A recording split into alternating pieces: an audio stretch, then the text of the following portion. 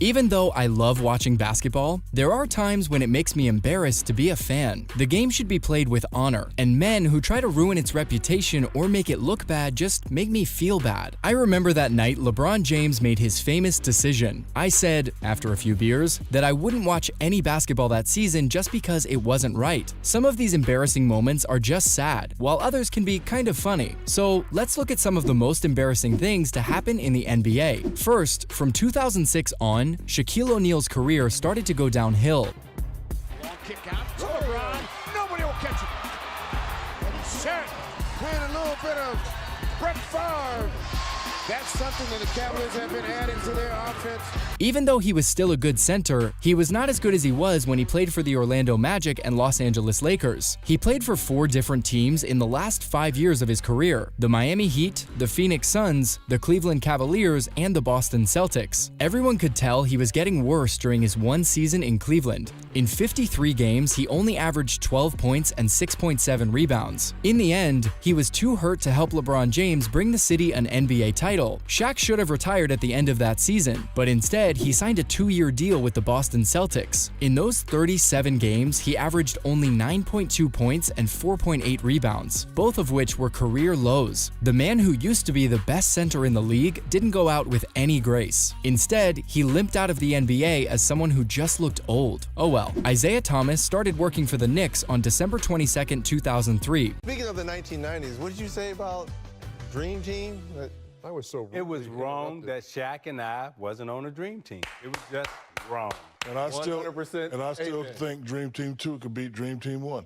When he was hired as team president and general manager. At first, he helped get the team going by trading for guard Stephon Marbury and getting Lenny Wilkens to replace Don Chaney as coach. The Knicks did make the playoffs, but they lost all 3 games in the first round. Then, the cards started to fall. Thomas became known for giving big contracts to role players, or backups like Jared Jeffries and Jerome James, which caused a lot of trouble with the salary cap. He also liked trading draft picks for players who weren't very good, especially Eddie Curry. When you add in the fact that he basically drove Larry Brown out of town in 2005. How did that impact your relationship with Isaiah?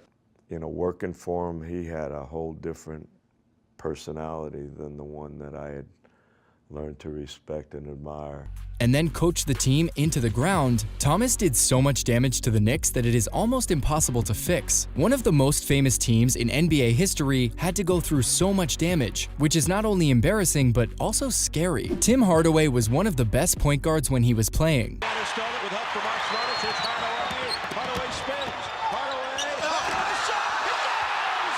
What an amazing shot by Tim Hardaway! In February 2007, after he had retired, he found himself in some pretty hot water. John Amaechi, a former NBA center, had just published a book in which he said he was gay. Hardaway was asked on ESPN what he thought about the subject, and instead of being polite, he turned off the filter. How do you deal with a gay teammate? You know, I hate gay people, so, you know, I let it be known. I don't like gay people. I don't like to be around gay people. I don't, you know, I'm homophobic. I won't go into too much detail, but he said, "I hate gay people," without any elaboration. After that, he got a lot of bad press. And even though he apologized for what he said, and has since worked with LGBT charities like the Trevor Project, Hardaway's comments have left a black mark on the NBA that it may never be able to get rid of. Next, Gilbert Arenas was one of the best scorers in the NBA. Arenas drives, puts it up, he scores! Arenas puts up the 3.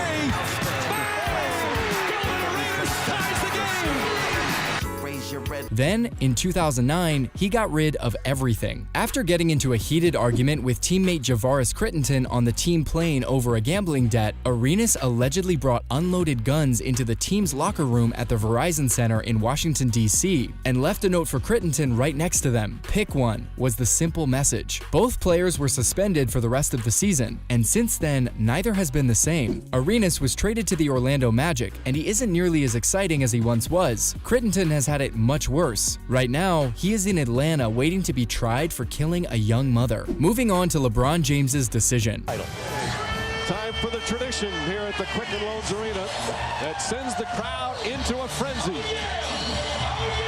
During the offseason, NBA fans couldn't stop talking about who they thought would win. Where would free agent LeBron James sign? Would he stay with the Cleveland Cavaliers or go to a different team like the Chicago Bulls or the New York Knicks? What happened next might have been the most egotistical thing ever done in sports. James didn't just pick a team and then tell the press. Instead, he bought an hour of airtime on ESPN to talk about his decision, which he did at the Boys and Girls Club in Greenwich, Connecticut. About 10 to 15 minutes into the special, James said he would join the Miami Heat, clearly stating, "taking my talents to South Beach," which had already signed Chris Bosh and Dwayne Wade to lucrative contracts.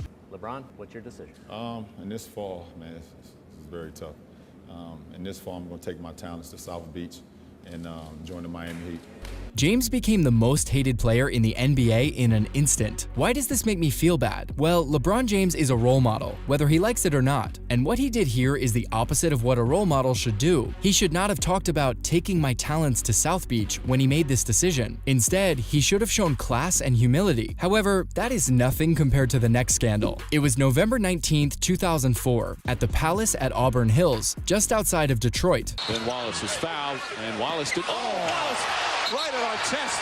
This has potential to be serious if they don't get between. The Indiana Pacers were playing the Detroit Pistons. With less than a minute left and the Pacers winning easily, there was a fight on the court between both teams. Then, a drunk fan who was probably upset that Detroit was going to lose decided it would be a good idea to throw a drink onto the court. The drink hit Pacers forward Ron Artest, who later became Metta World Peace. Artest lost it and ran into the crowd to fight the fan he thought was responsible. He did attack the wrong fan, but by that time, his teammate Steven Jackson had already joined him. Two fans rushed the court and tried to fight Artest, but he was ready to fight back. This started another fight. This time, his teammate Jermaine O'Neal gave him a hand. In the days that followed, Artest was suspended for the rest of the season, including the playoffs, and lost close to $5 million in salary. Jackson was suspended for 30 games, and O'Neal was suspended for 15 games. Lastly, you know how, as fans, we sometimes get mad at the way a game is called. Kid Gilchrist, the only defender back. Oh, they called an offensive foul. No way. They called an offensive foul. I don't know what in the heck for. And say something crazy like the refs are fixing the calls? Well, it turned out that such claims might not have been too far off. In the summer of 2007, Tim Donaghy quit his job as a referee that year. It was later found out that he had been betting tens of thousands of dollars on games he worked and making calls that changed the point spread in his favor for the past 2 seasons. It's no surprise that this shook the league to its core. No matter what you say about players' problems off the court, fights, or just plain weird things that happen, nothing is more embarrassing than when the rules of the game are broken. Fans of basketball and all other sports are proud of the fact that each game is officiated in a fair way. Even so, Tim Donaghy's actions were by far the most embarrassing in the NBA over the last 10 years, because they hurt the league and, most importantly, the fans. Well, which moment do you believe we might have left out in today's video? Let us know in the comments below.